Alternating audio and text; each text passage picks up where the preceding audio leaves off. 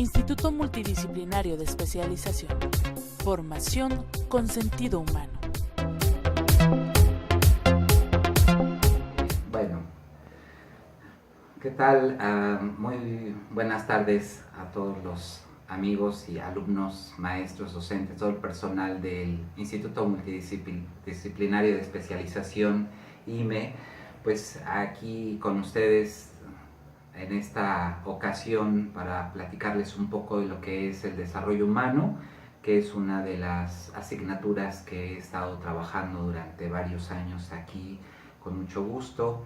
Y bueno, pues mi nombre es José Antonio Conde Masip. Para los que me conocen, pues bueno, les mando un saludo. Me da mucho gusto estar aquí con ustedes compartiendo un poco de lo que es mi experiencia en desarrollo humano. Yo creo que primero, para hablar de alguna asignatura, hablar de un trabajo que uno está guiando, necesita uno haber tenido experiencia personal en cuanto a la vivencia, ya sea de trabajo de investigación, un trabajo de habilidades del pensamiento, un trabajo específico que uno haya vivido, que haya uno experimentado. En mi caso personal, pues tuve que haber pasado una etapa de mi vida en crisis para poder entender cuáles son las capacidades que tiene el ser humano. Y una vez que empieza a ver la oportunidad de herramientas y uno a autoconocerse, entonces me di la oportunidad de empezar a avanzar en mi vida en todas las áreas y empezar después a compartir con los demás que hay herramientas, estrategias para poder resolver muchas de las situaciones que nosotros tenemos en la cotidianidad. Para empezar, para mí uno de los elementos básicos sería la diferencia entre oír y escuchar.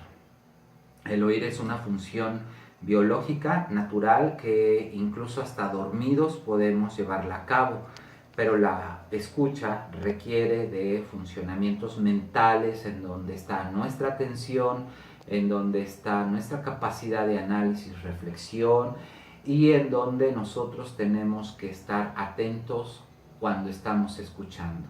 Se dan cuenta que a la diferencia en la función de oír solamente sería una función biológica pasiva totalmente, en donde no requiere ningún esfuerzo. Y en el caso de la atención, de la escucha, ahí es donde nosotros es una función muy activa, en donde tenemos que estar involucrando, interaccionando con la persona para poder escuchar y para poder interaccionar y para poder sentir incluso a la misma persona.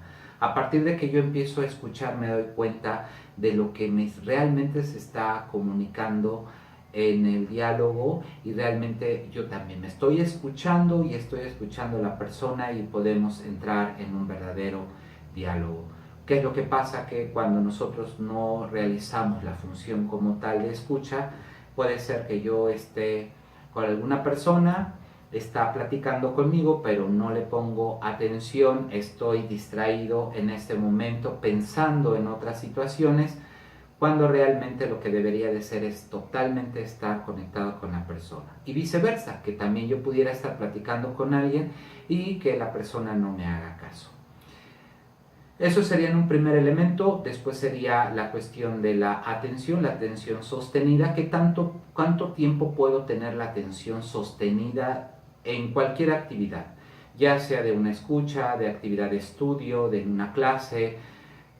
En cualquier momento, ¿cuántos son los rangos? Y se han podido medir cuánto rango hay. Lo más común que puede haber, entre de 10 a 15 minutos, un rango de atención sostenida. Ha habido que hay gente que pueda tener más de 40 minutos una atención sostenida.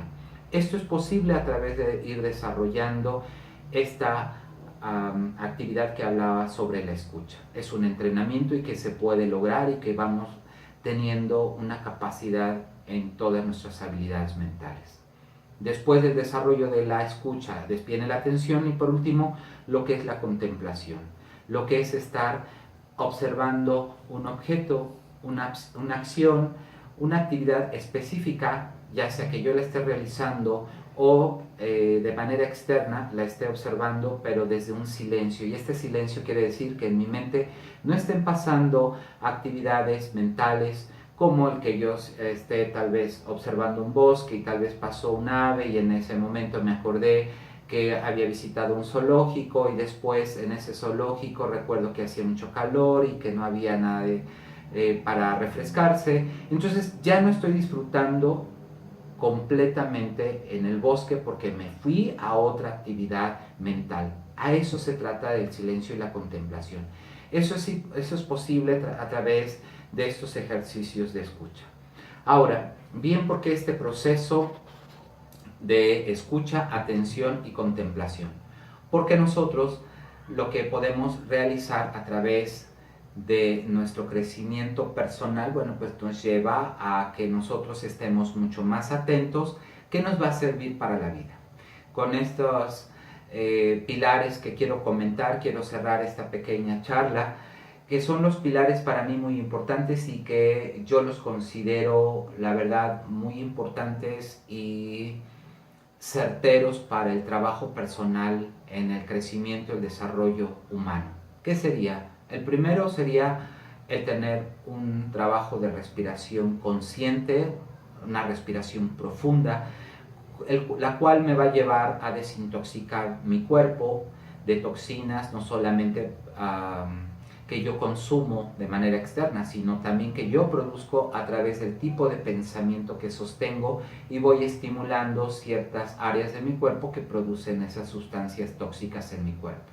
Si yo empiezo a tener ejercicios de respiración en mi cuerpo, voy alimentando, oxigenando mi sangre, teniendo una claridad mental y teniendo una mejor salud y también una disminución en el estrés.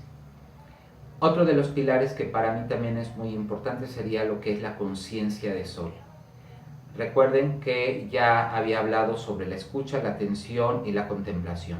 La conciencia es de una manera poder darme cuenta de, es una definición muy sencilla, no nada complicada ni elaborada de una manera que no se pueda entender, sino lo más sencillo, darme cuenta de. En este momento, si estoy consciente que estoy hablando, de qué estoy hablando y qué es lo que tengo en mi estructura.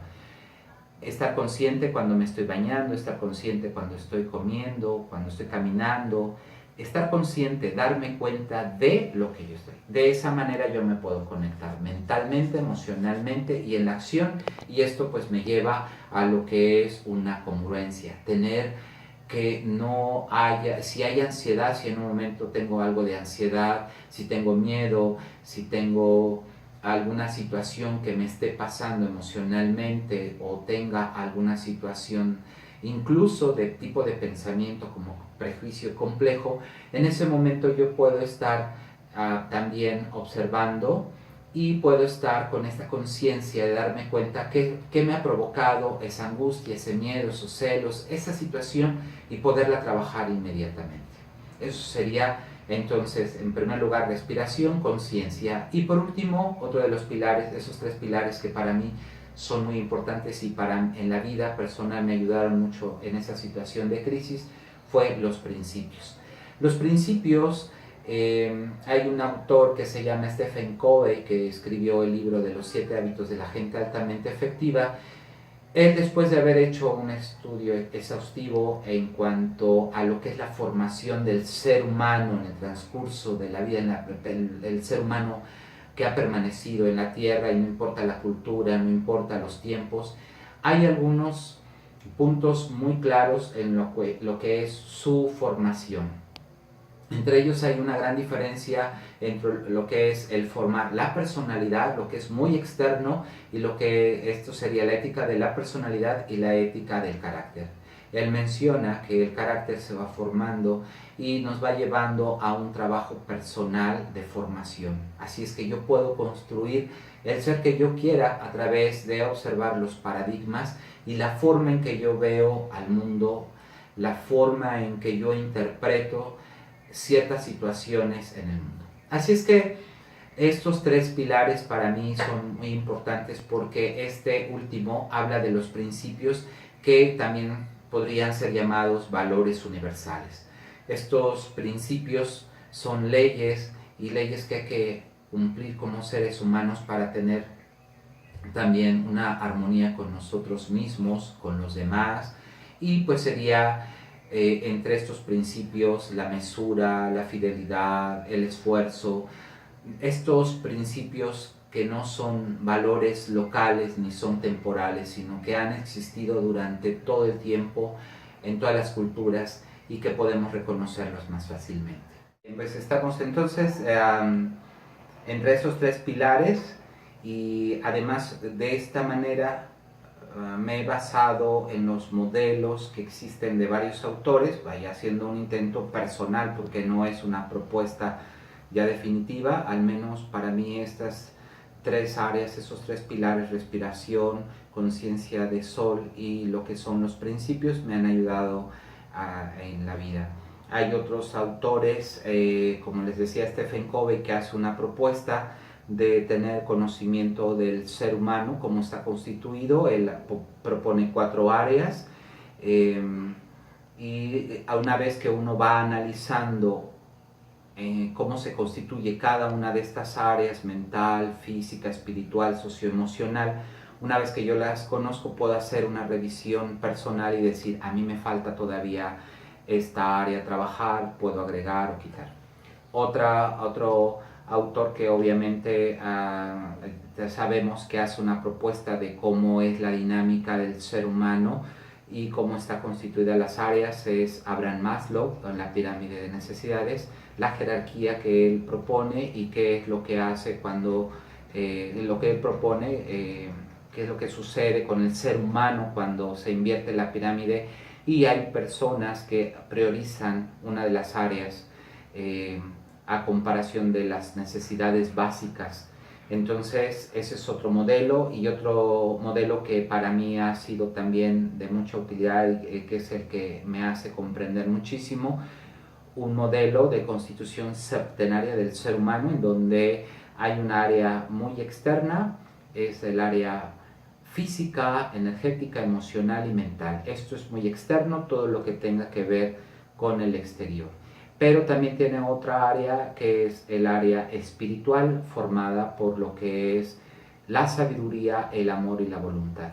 ¿Cómo se trabajan ellos? Bueno, pues sí hay formas de trabajar, de potenciar cada uno de ellos, y pues tal vez más adelante podamos desarrollar un poco más este último tema de esta constitución septenaria del ser humano, para ir conociendo cada una de estas áreas, qué es lo que sucede, cómo las vemos, y qué es lo que está pasando en mi vida actualmente, que yo me vaya observando, y de eso se trata esta vida de cada día, hacer una revisión, un análisis de cómo estamos en la actualidad, qué es lo que está sucediendo en este momento, cuáles son los retos, cuáles he podido resolver y qué es lo que necesito de cada una de mis áreas atender y potenciar.